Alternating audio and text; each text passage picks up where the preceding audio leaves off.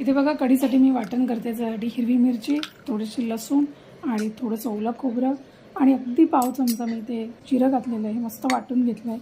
आता कढीसाठी फोडणी करते.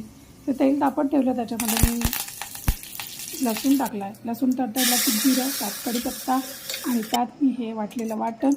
आता इथे दही टाकून त्याच भांड्यामध्ये मी त्याचं ताक करून घेणार आहे आणि ताक मस्त केल्यानंतर ते आपण जे वाटण केलेलं आहे त्याच्यामध्ये मी ते मिक्स केलं आहे. छान असं त्याच्यात थोडीशी हळद, रंग येण्यासाठी छान, चवीनुसार मीठ आणि एक साधारण 1.5 चमचा मी छोटा त्याच्यामध्ये साखर टाकली. छान आंबट गोड अशी ती कढी होते. मस्त कढी कढवून घेतलेली आहे. कढईत तेल टाकले, त्याच्यामध्ये कांदा आणि मिरची टाकली. त्याच्यामध्ये छान ते परतल्यानंतर मी ते बारीक चिरून मेथी घेतलेली आहे. ते व्यवस्थित त्यात मीठ टाकायचं आणि त्यात बटाटे टाकले. छान असं शिजून झाल्यानंतर वरून थोडंसं खोबरं टाकायचं. छान अशी नेहमीसारखीच घेतली आणि ते मस्त असं जेवण तयार झालेलं आहे. कढी, मेथीची भाजी, चपाती आणि भात.